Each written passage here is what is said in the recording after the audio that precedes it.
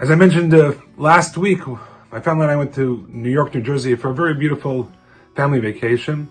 And I always had this sensation, and I mentioned it last week a little bit, when you come from the US, and especially New York, New Jersey, and you come back to Canada, there's this really big culture shift. And you wouldn't really notice it superficially. You know, we have paved roads, not a third world country.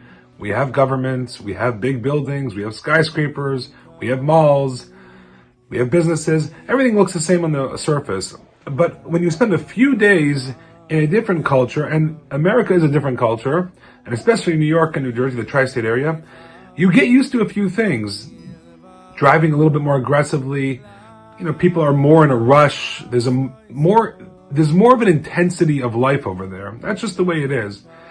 And when you return to Canada, it's like almost like a subconscious culture shock that you have to process.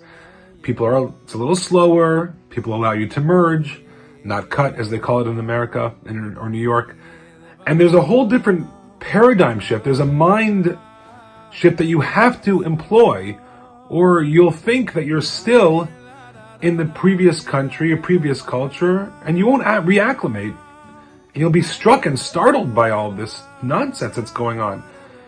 When people move to Israel, I tell them you have to understand that the norms here are not the norms there.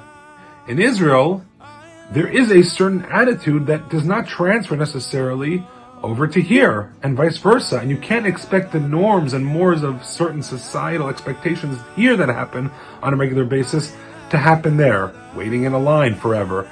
It just doesn't work in Israel. And it's not because they're rude, it's because that has been the societal standard for many, many, many years.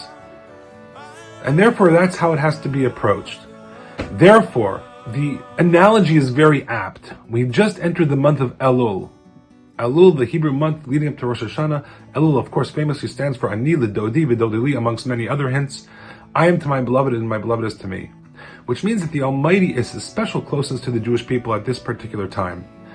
And Rabbi Shner Zalman, the great Hasidic master, has a beautiful expression. He says, HaMelech basadeh, which means the king is in the field. The analogy is that the king, God, is in an open field, unobstructed by trees, forestry, by anything, by roads, and all you have to do is run to the field and we can receive him and he'll receive us. The whole year we are so busy, we are so concerned, we are fraught, we are anxious, we are tense, anti-Semitism, Israel, etc., all the good reasons. And Elul is this time when we can kind of cut away the noise and retain our closeness to God, and by doing so, he can retain his closeness to us, and we can solve all the sorrows of the world. Sorrows of the Jewish people, the sorrows of the land of Israel. It's a time to get reacclimated to the relationship that we really know we need and we have. We just get obstructed by the forest and by the trees and by the roads and by the cars and traffic and noise the rest of the year.